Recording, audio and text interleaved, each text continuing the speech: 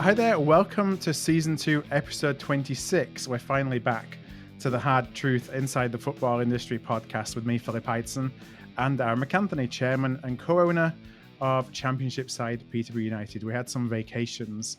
How was your trip? Yeah, listen, to be fair, obviously fans are like, oh, there's no podcast. But look, we have to have vacays as well, So I had 2 weeks away. You had a couple of days with the cricket. Mm-hmm. And it was nice, to be fair. It was really nice. And, bar football, obviously, and, everything going on there. It was, in the pool, reading mags, fucking few dinners. I wish I was still there. But, real life gets in the way. There are bills to be paid. And it's back to reality, as they say, until the summer. So, no. And your trip was good? You enjoyed the cricket? Yeah, it was, one of those bucket list things to go to the West Indies to watch England play. Love that. Honestly, being in Florida, only 3.5 hour flight away. And, yeah. Brilliant. So I had a great trip. Cricket was okay, but it was more for me about the experience. Listen, awesome experience. I was shocked when I saw you were like going. I was like, geez, look at you off to the West Indies. I love it. You know what I mean? Mm-hmm. Fucking right. I mean, it's on my list of things to do. I've done boxing events. I've done golf events, football event. I want to do an Ashes. But like I said to you before we started, it needs to be in corporate hospitality because I couldn't spend 8 hours in the heat, stood there in the crowd. I'm far too snobby for that shit. I need drinks being served to me, nice food, shade, air conditioning, bit of glass maybe between me and seeing outside, ease in the corner. I'm just like that. So, interesting weekend, really funny, isn't it? Because it's an international break now for 2 weeks. And I said to Grant on Friday, I was like, let's just get a win. It's been like 3 months. I think it's the longest 15 years I've owned a club. It's probably the longest I've not seen the team win. And I was like, it'd be even greater to get a win going into an international break because both international breaks so far, I think we've had our asses handed to us before the international break. So, and the other thing I wanted them to win, nothing about relegation, staying up or, suddenly thinking there's miracles on and getting carried away. It was more to do with, you could see it coming. Really good against Bournemouth, really good against Stoke. Mm-hmm. We should have beaten Stoke, should have beaten Swansea, 2-1 up, and obviously tried to sit on that. And, with our defensive record, sitting on things. Season, isn't it? Yeah, isn't the best policy. But it was more to do with, I wanted it for the manager and the players because they're obviously buying into what the manager's doing. And you could see positive signs because, you could just see it. And they deserved a win. Yeah. It doesn't matter what happens here on out. They deserve just to win a game of football. And they go 1-0 down again yesterday to a mistake, an honest mistake. And then it was, to be fair, we had the best chances. We pretty much dominated the second half. They really, after we went 3-1 up, didn't have a chance. Mm-hmm. We probably missed the sitter of the game late on. So for our fans, they've gone up and down the country watching us lose every away game. And it was like nearly 900 of them. So I was like, on a Sunday in London, I was happy for them, and the players to go and win a game of football. Because when you go 3 months without winning a game of football, it's tough, but that's the business we're in. It's a tough business. And really, really enjoyed it.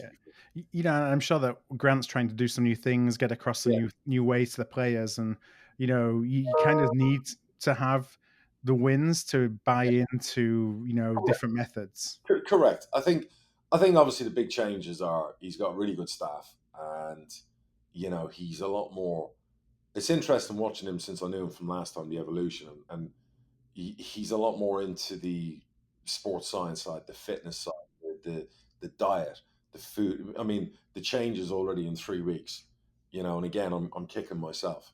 Because you always know going into the championship, you need to be physically in prime condition. You need to be fit. You need to be able to play Saturday, Tuesday, or Sunday, Wednesday, or Wednesday, Saturday, and it's relentless because it's already a relentless league. And the massive area. And look, we will have a proper rundown of what went wrong this season. And was it recruitment? Was it this? Was it the previous manager? We will be really honest about that at the end of the season. But I think first and foremost, when you concede as many goals as we have in the final 15 minutes of games, yes, you can throw that recruitment, but it doesn't take a rocket scientist to work out that you're a very good 75-minute team, and we're probably top 15 in the league.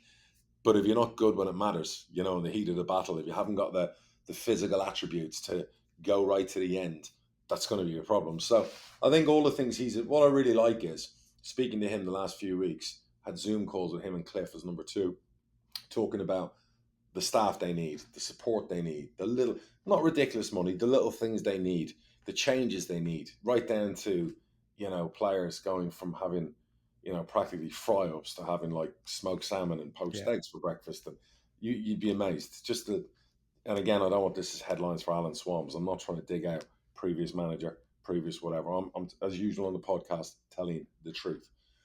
The little things matter, and I think giving our players everything the best they can get, as long as they back that up, then we're working hard. I think that's what our new manager is all about. Is like giving the players, is treating them like the fine oiled, well-oiled machines and cars, expensive cars they are, giving them the right fuel, giving them the right instruments to go out then and fight a battle on a Saturday and a Tuesday and try and win a game of football.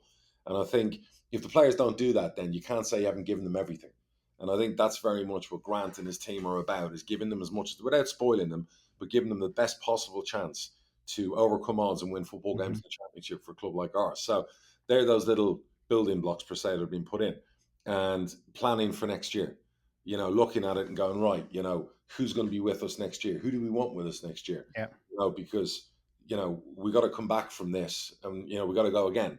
So, staff-wise, who do we want? What are we going to do? Facilities-wise, what are we going to improve? And then player squad-wise, what are we going to do? And all those little things are coming together.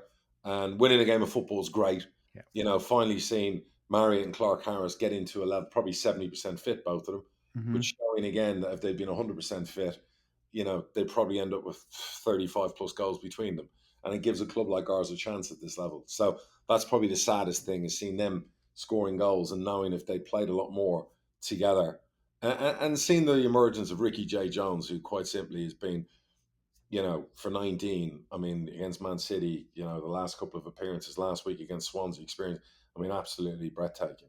And then obviously you got a shoulder knock, but breathtaking. Really, really excited about, some of the younger players now stepping up and making a massive difference. Harrison Burrows came on at half-time against QPR and pretty much he was involved in both the goals. Those things are the building blocks, the things that make you happy. So yeah, really, really, I've just come off a Zoom call with the manager actually, and talking about what he's doing for the next 2 weeks with the players, and again, there's a plan. It's well put together, it's well thought out. He's asking for more things from me. I'm saying yes to some, no to some, as you do with new managers. Yeah, enjoyable process, to be fair. How do you balance what to say yes and what to say no to, especially if you're thinking, my budget may be lower in League One as it is in the Championship, and how affordable is that infrastructure when I'm in League One versus in the You'd Championship? You'd be really honest, and I've told them, what we can do and what we can't do. And I did that in the interview, and I've done that throughout. And there's a lot of no's, because we're not Hull, we're not bigger club. And he understands that. He'll still ask. Every manager will ask. They'll have a wish list.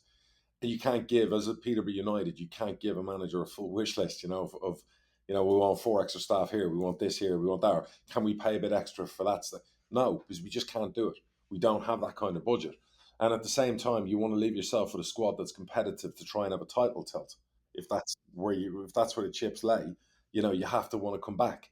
So then you're looking at it going, look, we're going to have a big hole here, and the hole's going to be in the millions. So bar selling a player, which is always the answer, what are you left with? And how can you be really competitive? And the one thing we're on the same hymn sheet with is the manager loves the majority of our squad, particularly the younger players. So we're not talking about 7, 8, 9 signings. And everyone can go on about, when we're not winning, it's easy. A lot of people get upset and you get negative. And I understand that. I'm in the same mindset. But you hear people go, this lot will get battered every week in League One. That's nonsense. The majority of that team got promoted from League One. They're now younger players who are a lot better than when they were there.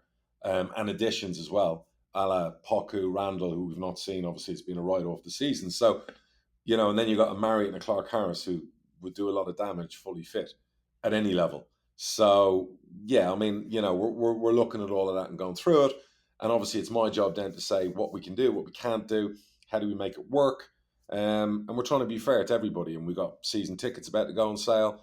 And we don't want to punish season ticket holders, and we don't have massive price increases. We want to be really fair because it's not been a good season football-wise. So we want to repay that. Whilst at the same time, we've got loads of stuff at the club infrastructure-wise. It's going to cost millions to do. So it's kind of like a balancing act and a juggling act. Hmm. And I don't want to strangle the manager and his team with just no, no, no, no, no, no, no, no, no. So I'm trying to do the best I can. It's like trying to keep everyone happy. But it's like everything else. Your kids ask you for, there's our wish list from Santa. Yeah.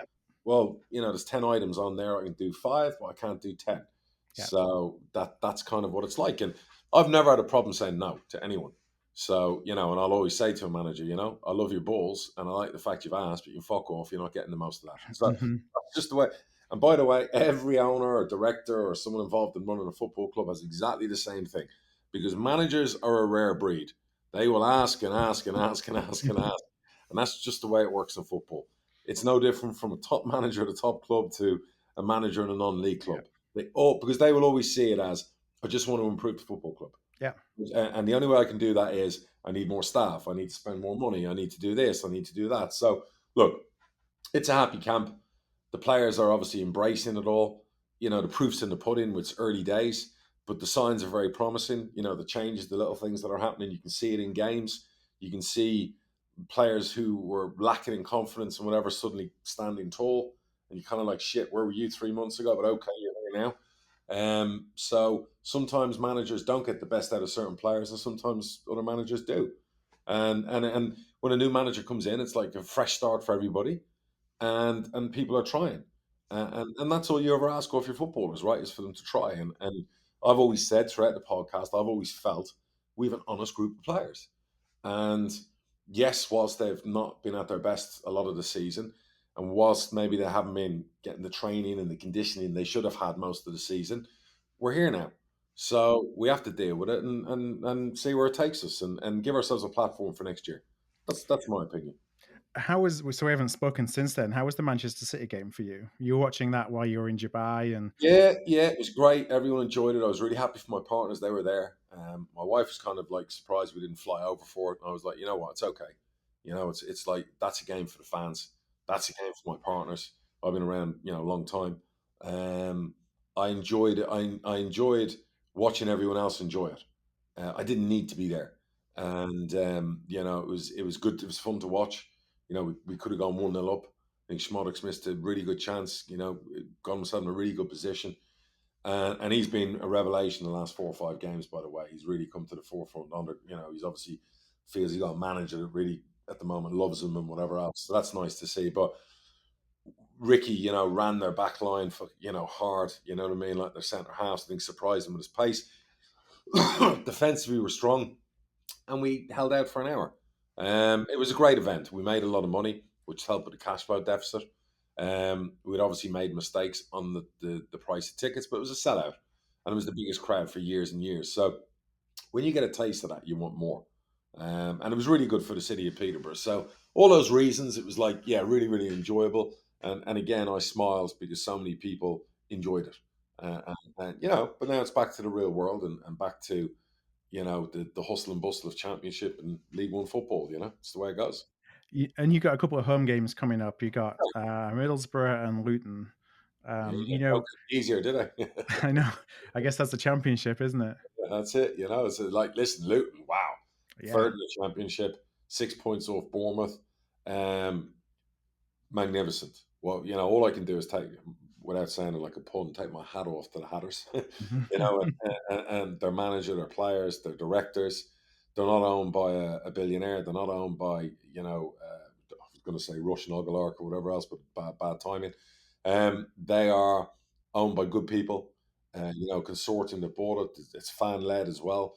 You know what? Absolutely rooting for them. If they got promoted to the Premier League, that's something I'd love to see. So I'd like to see, Liverpool players, going into that stadium next year. And I think Luton are showing, I think, bit by bit, they're getting better and better. And the next big step for them is now a stadium, I guess. And it becomes really exciting for them. And you know, the championships, just, you look at it and you go, wow, Huddersfield this season, done brilliant. Bournemouth, Fulham seem to be running away with it. Under that, you got your Sheffield United, your Middlesbroughs, who you think will always be thereabouts. And then you got your Lutons, your Coventries, your surprises, who are hanging around the edges. And you're thinking, okay, let's go for the little guy, but, the non parachute, payment TV, kind of thing. So, yeah, I at the moment, I couldn't pick, who, if it was the top two away on their own, I couldn't pick who the third one would be. But fair play to them. And look, I hope we can get results against them because that's what we need. But, if it goes to plan for Luton, good for them, if they do manage to go up. Well, you've shown against QPR that you can beat the teams who are up there and We who can beat are, anyone, Phil. yeah. One thing I've realised and everything else, we can beat anyone. But a lot of the time we've beaten ourselves. So, we can on our day beat anyone. And we have players that will. The one thing that, like I said to you, the glimmer of hope for me on Sunday was we're now finally scoring goals. We're now finally doing what Peterborough United have always done, to score goals. And when Peterborough United scores goals, they're dangerous. And that is the glimmer. We've scored in 4 games in a row. We've done 2, 2, 3 yesterday. We look very dangerous offensively. And it's been a long time where the other team's been worried about Peterborough United scoring goals. And now all of a sudden that's back. And hopefully it's here to stay. And, if that can keep going, who knows? But it's a tall order. I'm not even looking at that. All we can do is, if the lads can keep going out and doing that and keeping our fans happy, brilliant. It's a great template. It's a good platform for next year. If by some miracle it took us to where we needed to do this year, listen, I'd be forever grateful to the big man above, But I'm not sure we deserve that. But I guess you get what you deserve in football. Yeah. So let's see what happens. You know what I mean? We talk about momentum. So Yeah. it's all about, that's one of the things that you struggle with when for teams that get relegated who have just been in a battle all season long, and you end the season awfully because you gave up, and you can't just turn that around in the summer and suddenly start winning games again. Yeah. Or it's very hard to do that. It's really hard. In fairness, Grant McCann did that at Hull, and he won a league title. And there's a big reason we hired him as well. You know what I mean? So we've got a management team who've done that. But yeah, I mean, I'd like to see us win games now before the end of the season, score lots of goals, give our players confidence to go, okay, we this isn't what it was meant to be. But you know what? We've seen now what it takes. So now we've got to get back here. And we're going into the summer. We're going to have to work it's going to have to be the best preseason we've had in years. We're going to have to work our nuts off, and we're going to have to give back to our fans next year. And we're going to have to go, yeah, that was a blip on our trajectory. We ain't waiting years to do it again. We're going again. Yeah. And that's the way it's got to be for the football club. The football club's got to do that in the summer. And I want to give a special mention as well to Joe Tomlinson, who's out on loan to Swindon and was just named EFL Young Player of the Month. Fantastic. He's done brilliant there. Got an injury recently. He's been back, not in training, but getting rehab and stuff at our place. He's everything we thought he is. He's a young player. Too soon, too quick for him with all the injuries we had early in the season. It was the right decision to get him out on loan. We held it late on deadline day. We made signings in that position. He's been protected from what's gone on. I think Grant's going to love him as a player. He's gone to Swindon. He's making goals. He's keeping clean sheets back there. There's nothing but upward trajectory for that boy. That's $100,000 well spent. He's 21, left foot, right foot, and everything you want in a modern day fullback or wing back. Do you know what I mean? So, and a really, really great lad. So we're excited about him coming back in the summer. And again, it's one less position we have to worry about because again, we've got some we got talent that, in there. Like our under 23s have got to the final 8 of the Premier League FA Cup. We've said this all season. Joe Taylor's the leading goal scorer, 10 goals in 5 games, and now he's suddenly, getting appearances in the first team. And Grant loves him, and he's gonna score a shitload of goals next year. There was like some stuff on Twitter and retweets from journalists about him the other day. What are we doing playing him over a lone player? And this boy was at Kings Lynn only 7 months ago. When I signed Dwight Gale, I think he was at Concord Rovers 6 months before. Yeah, it doesn't matter, does it? If you can do the business. Stop talking nonsense. And by the way, that 19-year-old reads this shit. Give the kid a break. Yeah. He's an absolute prolific goal scorer. You got Jono and you got Marriott. And then you got Ricky and this kid. We're good. We're in really, really good shape there, strikers-wise. As long as we have more fit, we're good. And then did I see Ronnie Edwards got called up to the England under 19s as well? Yeah, absolutely. And played 3 times last time for them. Surprised he wasn't called up to the under 20s. He's probably played more championship minutes than any other 19-year-old centre half that's in the under 20 squad. Very surprised Ricky didn't get called up. If anyone had watched, Man City in the 3 games afterwards, again, show me a 19, 20-year-old, wide left, wide right, kind of fast attacking player in a front 3 out there playing in the championship. Yeah, the kid's sky's the limit for him. So that's going to come. You know what I mean? So that won't surprise me. Again, some really, really good young players. So it's exciting. So any other posh stuff before I ask you about your beloved Bradford? I don't think so. I think we covered the questions I had for you to catch up um, on all things posh. Yeah. Okay. So you got your first win under Hughesy. That was Hmm. obviously that last week. Yeah, that was away at Forest Green, actually. What a win that was, by the way. Yeah. What a win. I mean, wow. 2-0, right? Yeah, 2-0 at Forest Green, and then away at Hartlepool a couple of days later. So we got a 2-0 away at Hartlepool as well. So we got back-to-back wins for the first time since August, and then followed that up with a defeat at home to Port Vale on Saturday, What, did which you watch was... the game or were you traveling? I listened to half of it and watched half of it. I was in the airport. Well, True I was on fan. the plane for part of True it. fan. And I love it. It's like do whatever you can. oh yeah, But promising signs?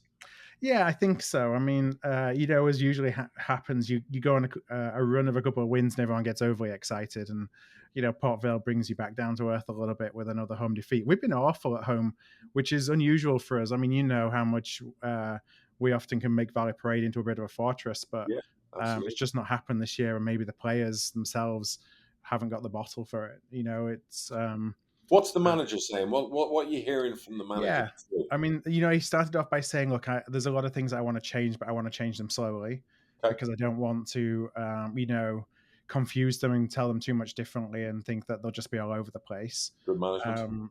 He's talking about the fact that previously under Derek Adams, we didn't care about possession.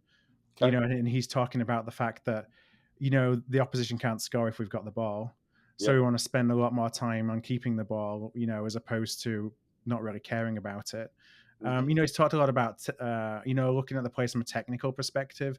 He Yep. said he thinks they have a lot more technical ability than probably he thought coming into it. So he's brought some players back in that were ostracized under the former manager, but are good technical players because Okay, he wants players who can, create time and space for themselves and yep. who can actually think.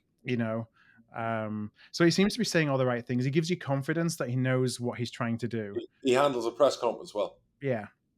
Yeah, he handles the press conference like is a real manager who knows what he's doing and's got a plan and is putting the building blocks in place and And he's got not to he's not salty. He's not like bitter and salty when you lose the right. game. Like someone's asking a question, and yeah, And it's refreshing. and that he's actually watched the same game as you.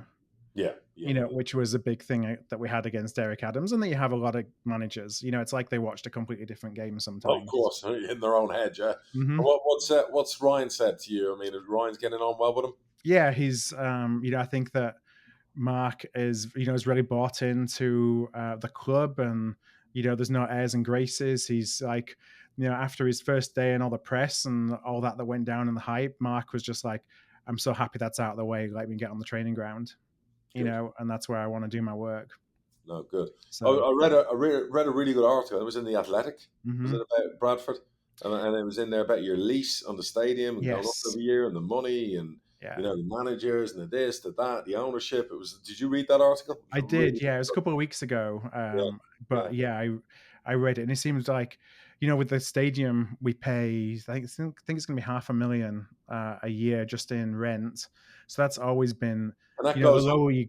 like 2.5, 3% every year. I think it goes up. Yeah, Is but they only. It's kind of an escalator, but it only kicks in every 5 years. that right? So it's flat for the five. It's a 25-year lease that actually ends in about 3 or 4 years, I think it is. And the owner of the stadium has never shown any interest whatsoever in selling. Why would he? Right. Oh, absolutely.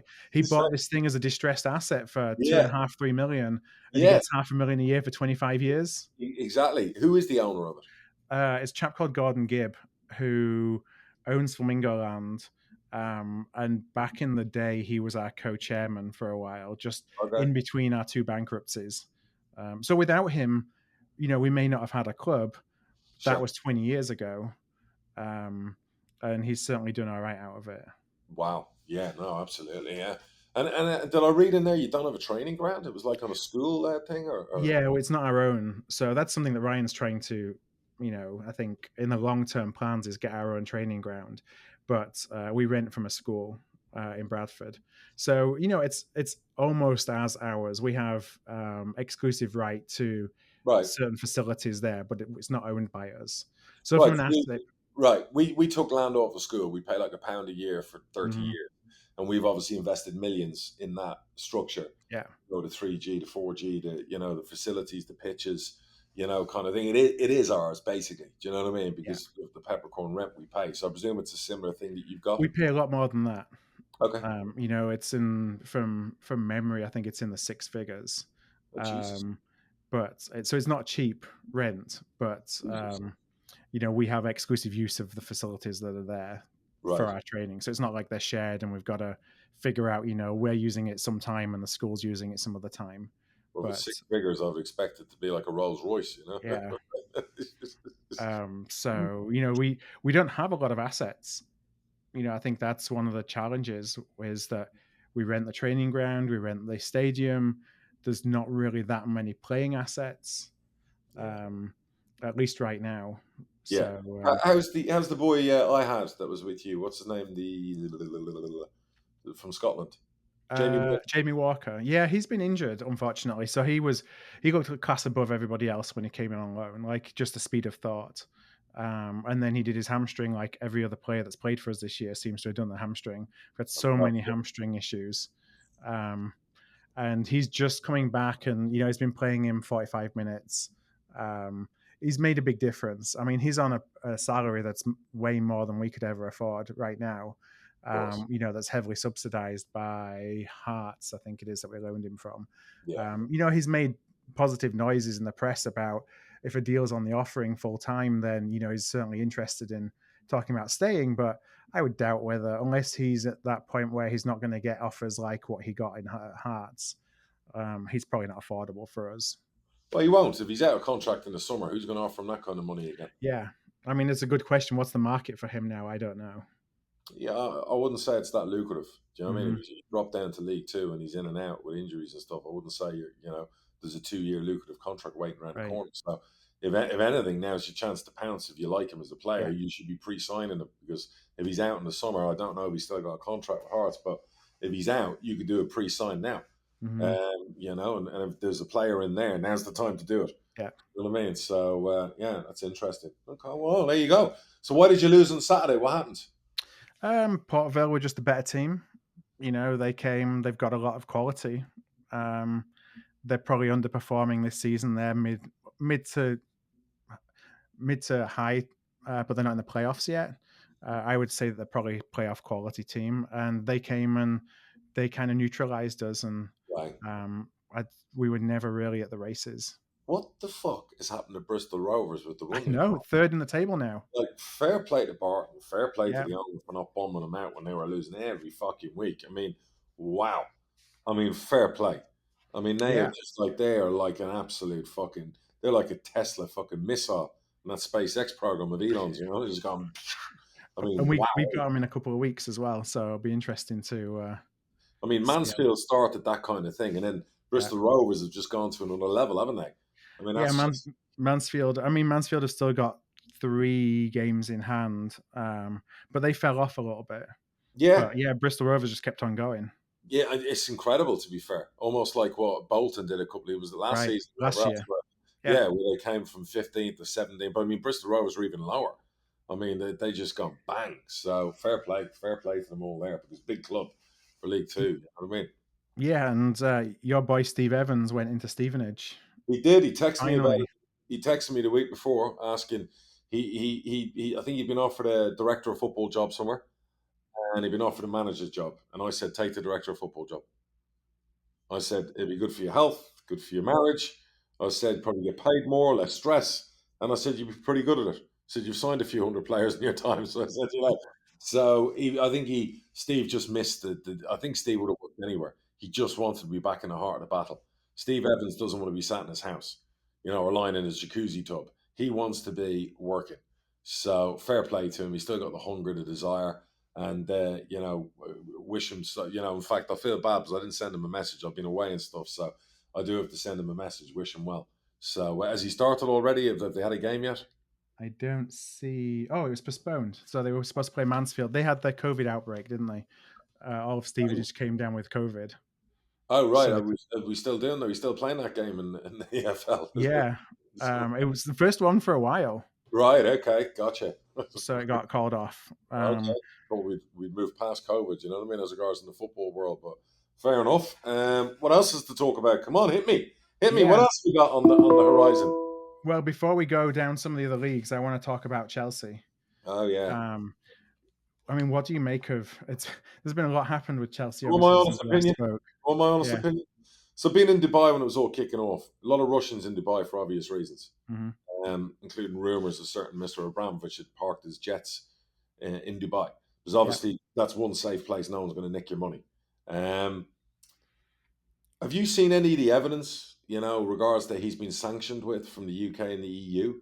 Is the real evidence to these sanctions? I know there was something along the lines that one of his factories made weapons for Russia, but there are companies in America that make weapons for the American military all the time. And I'm not look, what's going on in the Ukraine, and I personally donated money to the relief effort 2 days ago because it's horrific. I'm always on. I look at it and go, I hope to God the UK and the EU have got it right, because when it's all said and done, if he goes to court, and I'd imagine he will, and wins, by God, I tell you what, they're going to be paying some damages. Because if the sanctions are a part of virtue signaling, as opposed to fact, you got a real problem. What I don't understand and what I don't like is I don't like the fact that the football club and its fans have been punished. Because it's really easy to say Abramovich can't get any money from the football club. I don't think he got any money from them anyway because it was going the other way. So he can't get any money from the football club. So we're going to park him here. Yes, he's got sanctions. Yes, in essence, the asset's frozen until it's sold. And I imagine when it's sold, the money will be sat here. No one can do anything with that money. Because right now it's a sanction. It's not, it hasn't been repossessed. It's a sanction. People have to understand. Nobody's taken his house. Nobody's taken his football club. They've sanctioned and frozen it, which means he can't get money that way. So in essence, he's not in control. Just like his house in London. Yeah, like he can't take profits out of the business. He can't sell his house. He Can't sell basically his house. can't. He can He sell can't his house, access he can sell the cash. club with permission, but the money's got to sit here Right. until this is all finished. Yeah. I would imagine, two things will happen when it's finished. A horrible bastard Putin, if he finally fucking relents and gets out of Ukraine and gets what he wants through whatever the talks will be, whenever that happens, part of those talks will be you're lifting all the sanctions on my oligarchs. And you're lifting the sanction, then you'll know how close Abramovich was. But none of us really know. We read articles like everyone else. Regardless, he's got companies all over the world. Of course, some of those companies will have defense contracts with Russia. He's Russian. If that's why he's sanctioned, again, I'm not sure that's legally viable because you're not breaking the law. You could have a company making aluminium that sells stuff to armies from different countries around the Yeah. world. Whatever those armies do, there's no law stopping you from selling to them in the first Right. place. So I'm not defending him. What Putin's done and what they've gone into Ukraine and done again is barbaric and something that should never, well, let's just say would never have happened under another president. But anyway, we're here now. We're dealing with what we're dealing with. The way I look at it is, how can you stop a football club from selling its club shop shirts? How can you stop a football club from traveling? How can you stop a football club from operating as a business with hundreds of employees? They've probably already let go some employees if they can't pay wages. It's horrific. There are innocent people losing their jobs. Yes, there are innocent people losing their lives in Ukraine, but put one next to the other. They're two separate issues. Yeah, Chelsea Football Club can be run as an organisation with an independent arbitrator, paying its bills, operating normally without Abramovich getting a dollar. Yeah. Any kind of money or any profit or big surplus money can be held in an account, arbitrator or whoever you want to put in there, on behalf of the government even, to operate it all. Yeah. Yeah. If they have to sell players to get cash, Yeah, they yeah, have the absolutely. assets to. Absolutely. If they have to, because they're a club that runs on, usually they probably lose 20 million a month that he would write a check for. So now you need a period of time. If they're not going to sell the club, how do we run the football club and how do we wash our face? Okay, so now we're going to sell it. So they put it out for tender. Now you got 4 or 5 people looking to buy it. Great. Again. And then I hear people talking about how the money's going to be spent. Well, we're going to give that money here and do that money. Again, you're missing the whole thing here. That's not your money to decide that. That money will be held in escrow until the whole sanction thing either turns into we're taking his assets for real. But to do that, they're going to have to win a big legal battle. You know what I mean? So he's still going to have, in my opinion, what will happen, he will have the ultimate right to decide who the club gets sold to. Yeah. And I just think it's horrible that the fans are getting punished. Again, I don't get it. And some journalists are going to write articles and argue and go, well, actually, all the money and the success of Chelsea the last 20 years has come off the back of an Oglark who has supported Putin and done this and done that. Okay, great. Bring your evidence and put that forward. Because nowadays, everything in the last 2-3 years, as we've seen in the era of Trump, there's a lot of shit thrown out there in the press. There's a lot of stuff that's peddled, particularly by the left media, but none of it ever comes to anything, as we've seen recently. You know, those guys over there on the left, and I'm not saying you, all right, have been peddling this and peddling that and peddling that. And guess what's happened in the last 12 months? A lot of it has been proved to be false narrative. Even you'd agree with that. And all I'm saying is, it's the same here. Before peddling, well, did this and he supported that. Evidence, guilty or innocent. Do you know what I mean? So I'm very surprised that it got to that, and it seemed to gather steam. There were a lot of other people sanctioned, and suddenly he was the final one. But it seemed to only happen after a lot of people in the House of Commons started shouting, after a lot of articles were written in the newspaper. Would you agree with that? Yeah, it was very strange how it was like he was the last man standing, and Right, then right. So hang on a second. So all of us, you've done these, but you finally got around to him. So I'd love to know how that decision was made. like they were trying to avoid doing it, and then felt the peer pressure, the Right. public pressure was too I call great. it virtue signaling. Yeah, So, everyone on social media and everyone in the house, everyone's out there, Bramwich, there. So all I want to see is if there's evidence, I'll apologise and say, hey, the guy's a scumbag, he's evil, he's there, but I want to see it. Do you know what I mean? So again, it's like, what is it? Innocent until proven guilty. That's the society we used to belong to, and obviously nowadays with everything that goes on, it's not always that way. So I hope for the Chelsea fans' sake, and I'm not a Chelsea fan, I'm a Liverpool fan. I just don't like seeing innocent people losing jobs at football clubs for something that could easily be handled a different way. Like I said, if you want to stop him making money, not a problem. Prove that in court. Do what you got to do. Sanction it. Keep it here. But the club has to be run like an organisation that it is. And it has a lot of ordinary people on 30, 40, 50 grand a year who have mortgages, families, and they probably lost their jobs the last 3 weeks, because wages maybe couldn't be paid. And that's wrong. That's and some fundamental. arbitrary numbers that they made up about how much money they can spend to do things and how much money they can't spend to do things, which I don't really understand where those numbers would come Yeah, from. 20 grand to travel and you can't do Yeah, this. Everyone's laughing about, well, they can't take their airplane and they can't do it. But hang on, they're a Premier League football club. At the end of the day, they're still going to get sold for 2.5, 3 billion.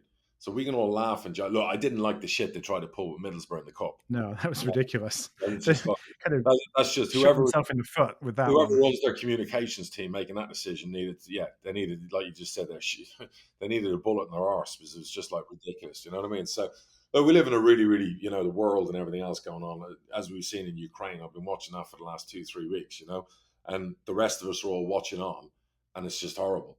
And we can do all the virtue signaling we want, we can do all the screaming we want, but only action taken is what solves those issues. And unfortunately, Europe, America, no one's really bar sanctioning, these guys whilst we're still buying oil and still buying their gas and whatever else. And hang on, we're not doing them anymore. We're going to the dictator in Venezuela and we're going to go to the mullahs in Iran, right? That's who we're going to buy oil off now instead.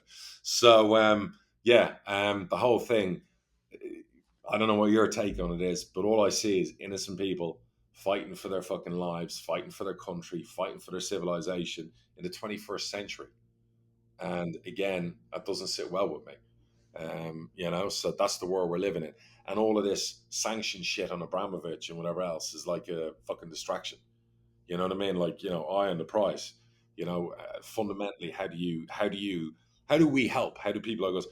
All I can do is try and donate money. I donated to some of the what are they called? I did Red Cross, did UNICEF, but more aimed towards the children that were orphaned and the children that somewhere to stay and whatever else, and made sure they were all organisations where 92% of the donation went directly to the effort instead of a load of management fees. Do you know what I mean? Yep, Behind the in a scenes. nice big building. Yeah, I mean, I could change my Twitter handle to the Ukraine flag. I could spew a lot of virtue signaling and bullshit like lots of the fucking lefties, fucking media, sports personalities do online. But at the end of the day, Phil, I'm an action guy. I'm not a virtue signaler. So my action is with money. And I've always said this about when we talked about BLM and race and stuff. I said, how do we fix some of these issues? It's education. It's putting money in the right place. Who are the richest people involved? Well, actually, all the sports people, who've obviously done what they've done the last few years and taken the knee and everything else. And I've always said, within their right, but let's collectively put together money and spend it in the right places to make change. So my way with Ukraine is help out financially as best I can, because changing my Twitter handle to a Ukrainian flag is not going to fucking solve the problem. No, I think there's this helplessness that people feel that they don't know what to do, and I think maybe that's why some of the sanctions come from. It's like, oh, we got to be seen to be doing something, Bullshit. even though it's not really having that much of an Bullshit. impact. Bullshit. We've on the procurement side of my business, we've like, how can we help people in the supply chain and get things that they need into Poland and then get them to the border so they can move them? Like, Right. that's kind of an action as much as we can possibly do to connect people That's to be able brilliant. to do that. You do what you can do. Look, your business is a new business. You're not flush with money. So the fact you're even trying to help in some way, I'm a wealthy guy, I can help. You know what I mean? I can't help massively, at the end of the day, but I've done a load of 4-figure donations, to certain different things. That's the best I can do. You know what I mean? You got people saying, well, we'll offer our home, we'll do this, we'll do whatever else. But again, how many of them follow through with it? You know what I mean? I've seen other people, I think it was Mila Kunis, Ashton Kutcher, she's half Ukrainian. They've raised millions, and I donated some to their fund because they actually did, and that's actual. Usually, these Hollywood fucking libs are out there virtue signaling and spewing shit all the time. That's actually making a difference. Do you know what I mean? So yeah, God bless all those people. So, have you been surprised by the valuations thrown around for Chelsea? So I No, think they're talking 2.5 billion at this yeah, point, no, is it? not surprised. I had this conversation with a friend of mine the other day about valuations. I was like, the Dallas Cowboys were sold to Jerry Jones 30 years ago for $140 million. It's the most expensive franchise in the world right now, valued at $6 billion. Liverpool were taken from the bank by the current owners for 250 million. They'd be valued, if Chelsea's 2.5, Liverpool's got to be in the 2-3 billion range easily. You got London, Liverpool, so there's the geography. London clubs are always valued a little bit more expensive. I'm not surprised, because you are buying one of the top 6 football clubs in the world, and it's London, and you have the whole thing with the stadium. I would imagine the figure's probably going to be in the 2 to 2.2 range, not 2.5, 3 billion. I think 2.2. He's out about 1.5 bill. And then obviously the rest is profit, which I think he said he was going to donate to Ukrainians. I think people missed that. I think it was after it was profit, he's donating, after he Yeah, got. that was before the sanctions, wasn't it? He was Yeah, already going through the yeah, process, starting yeah, the process. yeah. He was reading the temperature in the room with the virtue signaling, so he knew it was coming. So no, I'm not surprised the valuation. I do say though, and I still think Newcastle was a fucking bargain. Mm-hmm. 400 million. 300 million or something. You got to go by over the years, and I'm thinking in 10 years' time, what will a Chelsea be worth? Probably a lot more than that. What will a Dallas Cowboys be worth then? We've seen with my own club. I bought it for £1. When I did my deal, it valued our club at nearly 20 million. So valuations change in time, particularly if businesses are run correctly. So I'm not shocked. And for some of the big players I've seen involved, particularly when I see the fund businesses get involved, that tells me they like the valuation at that number, and they see appreciation and growth, because they're not buying it to flip it. They're buying it for a 5 to 10 year exit. And there's kind of two growth considerations, isn't there? There's one is what is the inherent growth with the industry. So Right. how TV. is media and TV and all the deals are going to continue to appreciate, and you're just Correct. going to get an increased valuation from that. And then the second is, how can I then build on top of that with what I can do with the club, and have the Absolutely. club because of what I can invest in the club. And Well, so they're going to be looking at it from two angles. absolutely, and they're also looking at the land play. That can we finally do that stadium deal to get Chelsea Stadium built? So do we do a Spurs and put $1 billion in and Yeah. redevelop that whole site and turn it into a state-of-the-art, world-class stadium facility? We've seen those valuations go through the roof. The Los Angeles Rams valued at 4 or 5 billion. That's what they spent in the stadium. Right. So Spurs was, I think, again, was it 900 million or $1 billion? Yeah, $1 billion, wasn't it? Yeah, Something like that. great. So again, that adds to the valuation, and the facilities and the events you can have on. Look, Chelsea is a giant, so I'm not shocked. And if anyone thought, if any of these guys went in there and were bidding $1 billion or $1.5 billion, again, like I said to you, he might be sanctioned. But him and his number 2, Marina or Maria, whatever her name is, those decisions are coming from him. Sanctions. By the way, people need to understand sanctions get lifted. It's really interesting point you said at the beginning. It's not been repossessed; it's been sanctioned. So at the It's end of the day, it's not necessarily the government's asset to sell right now. not their fucking asset. And like I said to you, they better have got the sanction right.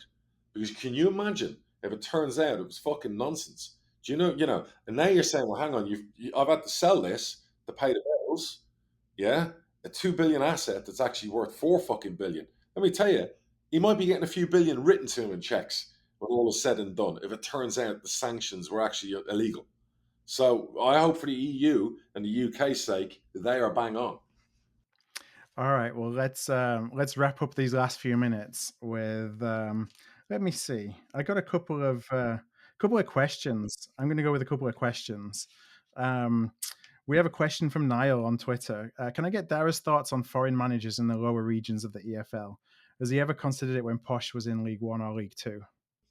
I've always veered away from it because I worry about their knowledge of the lower Mhm. league. You've probably had more foreign managers at Bradford than we have, in the last few years. Some have done really well in the championship, but I Yeah. think sometimes they have better resources. And I Yeah. think when you have better resources, is that the right way to say it? Yeah, you see, like Oldham went through a bunch of overseas managers, and they would come and they would bring 20 new players every single season, Exactly. and look where it's ended up for them. And then you needing to churn the squad even more because no one knows who these players are. 100%. It'd be like taking one of our best young English or Irish or Scottish or Welsh managers and sending them to the fourth division in France. Those clubs in the fourth division in France don't have a lot of money. But if you went and stuck them at a big French club in the second division, that's a different story. I just think again, it's a tough one. So would I be open to it? No, And no. because you don't have the money, you're just going to bring all your mates that you know from like the Yes, youth teams yes, in yes. the second tier youth team players are going to come across Correct. because you And know who they are. yeah, exactly. And it's like, but look, I have great respect for managers who go out there and go abroad, and coach in different countries and try and take on that challenge. I think it's really, really difficult to do. Really Mhm.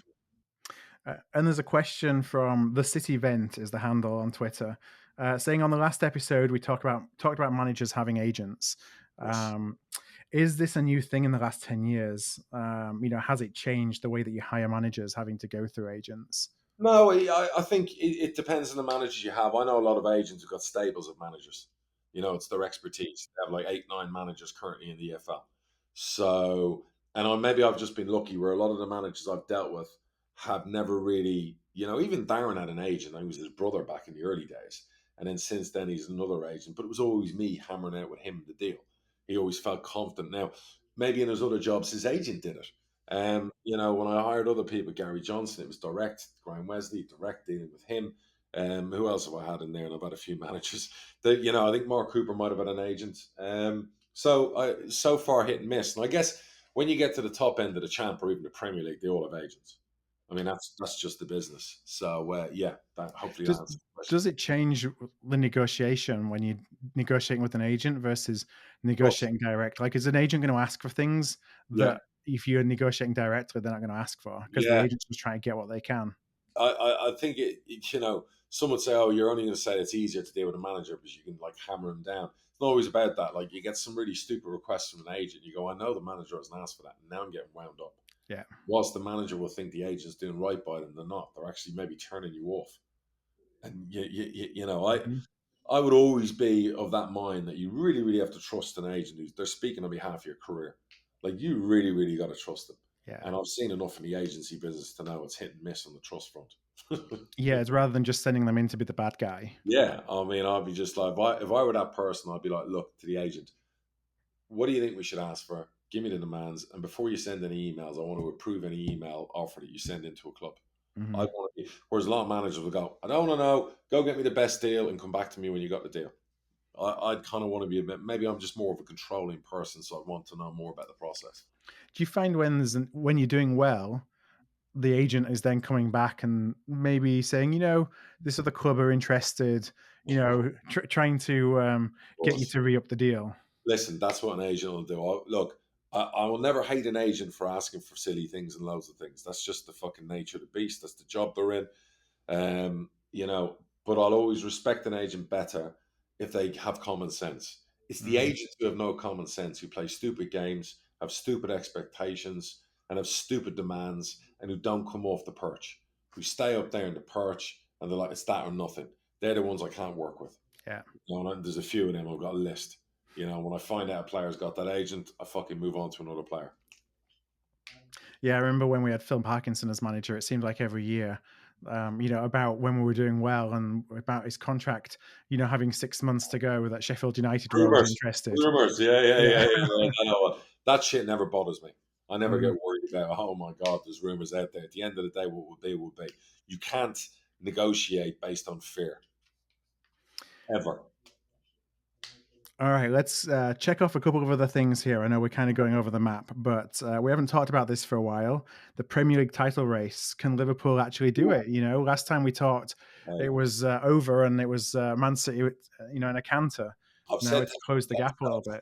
the star Klopp is the common denominator for you know, if it wasn't for Klopp, Man City would make England very boring. Guardiola and City would just win everything the last 4 years. So, really it's only kind of Chelsea and Liverpool that are keeping it interesting. Otherwise, it'd be pure domination. Um, can they do it? If Liverpool can win one more trophy after the league, I'd be delighted. Whether it's the Champions League or if they can get a league title, God, it'd be just brilliant because this time the fans get to see it. I'm not sure. I look at the run-ins. I worry. Liverpool squad is much better now. Fair play to Fenway. Fair play to the supporting cast. If they can stay away from any injuries, we have a chance. Take it to the last game of the season, we win the title. That's my opinion. If we don't, I think we're going to win the Champions League again. I don't think we win the FA Cup. I think Chelsea have got their name written on that because of everything that's gone on. Mm-hmm. You've got, and you play each other. You got Man City, haven't you, before the end of Man the City season? at their place, which has never gone well for us in recent years, and then we've got obviously them in the FA Cup semi-final. So if we come out of that City game unscathed, and it's getting to the last couple of games, I fancy us. I do. At the end of the day. So it's going to be a great title race. And I'm glad it's interesting. And forget about Liverpool, whatever else. It could be Chelsea, it could be whoever. I'm just glad it's not over already. Because it would be really shit if in March the league title's decided. What a comeback from Liverpool. At the end of the day, fair credit to Klopp. The run they're on at the moment is just absolutely outstanding. When you think of all the issues they had last year, the bounce back, the signing Luis Diaz, and whatever, yeah, fantastic. So can't speak highly enough about him. It's going to be really interesting. So I can't put my hat on it either way. It's going to be so tight. And going on the other side of Merseyside, what's happening at Everton right now? They're now What have I always fourth said about bottom, 3 what have I said? points. What have I said? Yeah. Listen to my podcast. Listen to our podcast. Yes, Frank Lampard. You're not Frank Lampard's biggest fan. Nope. No, not as a manager. Never have been. Think I'm very lucky at Derby. Well supported. They're now paying for that. Took over a Chelsea job with no pressure because of what was going on with the freeze and transfers. So he had to use younger players. I think that suited his personality. Now he's gone into an absolute fucking shit show with Everton. And it's tough. Look, I feel for him because it's tough, but equally, probably, for me, the appointment wise, was it the right one? Time will tell. So I don't think they'll go down. Do you? No, they've still got games in hand. Yeah, I don't think they'll go down. But it's getting, pretty dicey. I mean, I'd be worried if I was an Everton fan, for sure. Listen, they won the last league game. They were shit on Saturday or yesterday against Palace. I watched that game. They got enough games at home. I think Watford, Burnley, Norwich are probably 3 worse teams than them. I guess it depends how the pressure affects everybody, including Lampard himself. And if he takes Everton down, I'm not sure there's any coming back from that. So if he gets a chance next summer, they stay up and they clear their decks because they've got serious financial things going on to do with financial fair play, and now they've lost, obviously, the guy who was sanctioned was one of their big sponsors, Usmanov. If he goes with young players, he's got a chance because I think that's where Lampard shines. I think take away, big personalities, big money. You have a team, a club with a young average age. I think he can be a very good manager. I just think it was too quick, too soon for him. Looking at the table, I haven't noticed this for a little while, but Sure. Brighton and Newcastle basically next to each other. I mean, how much of the season have they been at opposite ends of the season? Brighton have had a really horrific run, which has surprised me. But the one thing that Potter's always struggled there is, although the football's been fantastic to watch, and there's a certain culture in the way they play, and there's a lot of respect from the clubs of the world, he's not a great goal scoring manager. In other words, his goal scorers don't score 20 goals in the season. They miss a lot of chances. I'm sure if you looked at statistics, their conversion rate's probably horrific. They create a lot, they don't score a lot. And if they could fix that, they're a top 6 club, because the football, fantastic. I even watched them against Liverpool, fantastic, but the finishing, fucking awful. So, Brighton aren't going down, and I really like the owners and people behind the scenes at Brighton. So they really need to fix that. Like, either Potter needs coaches to come in and help him with the finishing side of things, or they need better strikers. So, one's not exclusive with the other, but something to turn the page so it doesn't tail off again. That's what they need to do. Palace, they're doing fantastic. Love watching them in the FA Cup yesterday. Really enjoyed them. Who else is down there that's interesting? Newcastle lost the last couple, had been on a really good run. Not surprised. I knew Eddie had get a tune out of them. I don't think they'll go down either. So that's going to be interesting in the summer to see what happens with them. And all credit to Brentford. I mean, they're 8 points above relegation. They got to win games. They're the ones I Mhm. worry because of obviously getting dragged in. They're not used to it. We've got a lot on the line with that. I want Brentford to do well. I want Ivan to score another 5 or 6 goals. He's already second to Harry Kane for English goal scorers. Great to see. I think he'll end up with 15 league goals, which I think playing for Brentford is a fantastic return. Right. Ivan Toney in a top 10 team, creating double the amount of chances, he'd score 25 league goals all day long. So I think lots of people are missing the beat there if he's not sold for like mega down the summer. And that's not just because I have a cut on it. I just honestly think you're looking at young strikers out there. He's showing he continues to show that his ceiling is only higher than where he is and what he's doing right now. We've said this all along. Yeah. In the summer there'll be a market for 2 strikers for me. Obviously, you got Haaland, who's going to go probably to Man City. You got Mbappe, who'll go to Real Madrid. And then you have 2 strikers. There'll be a lot of transfers news around, and that's going to be Ivan Toney and Tammy Abraham's out in Roma, who's now 23 goals for Roma. So I think he'll be the next 60, 70, 80 million pound sale from Serie A back to the Premier League. Like Lukaku went out there, found his scoring feet, and got his 100 million quid move. So, and I think Ivan will be one as well. And I've always said this, funny enough, I think I said this to you privately. If Newcastle had any sense, they'd be signing him and bringing him back, because the Geordies would absolutely worship the ground he walks on, because he would score 20 goals in a Newcastle team with better players. And the very last thing I want to talk about that we haven't touched on since we last spoke is Jesse Marsch coming into Leeds. What kind of appointment did you think that was? I knew Leeds had come good. I said this. Too many good players, too many players that were injured. And as we found out at Peterborough, when you keep players injured, you just can't do the business consistently or at all. So I think, they'll be okay. Coming from 2-0 down against Wolves and winning 3-2, that was big. And then I think it was the win the week before was in the last minute as well. So some big results have gone their way for them. It'll be interesting, to see what happens in the summer. Do I see him being at Leeds for the next 2-3 years? No. It's always hard to follow somebody who was an icon, isn't it? Absolutely. The shadow of Bielsa will, Bielsa got a lot of time with a lot of bad results. I'm not sure if the roles were reversed and this guy lost 5, 6, 7 games and losing 6-0 and 5-0 and whatever, he'd get the same grace period. So chalk and cheese, and I guess the style as well. It's going to take a while before you see what his style's all about. I know he had a good upbringing. He was at Red Bull. Salzburg. Salzburg. And let's see. Look, always for any manager, you want them to do well. I don't want to see anyone out of a job. So let's see. But it's an interesting one. Good question, to be fair. But I think Leeds fans are going to be okay. They're going to stay up.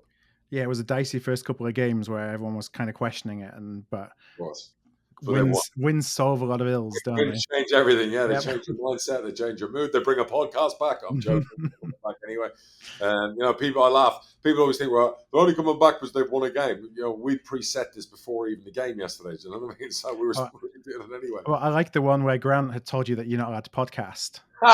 Can you imagine? Can you imagine a day that I would take orders from anybody? I'm doing a podcast about get to fuck. I did like that, yeah. Fucking some of the shit that I fucking see. Anyway, moving on. All right. Well, let's call that a day. I think you mentioned at the beginning we've got the international week next week. So it'll probably be a couple of weeks before we come back again. But keep those questions coming in. All the usual places, either on Twitter or contact@hardtruthfootball.com. Absolutely. Thanks for your support, everyone. And again, let's all say a prayer, and God bless all the people in Ukraine, because they need our prayers. That's for sure. All right. Until next time. Thanks everyone for listening, and we'll talk to you all again soon. Cheers, guys.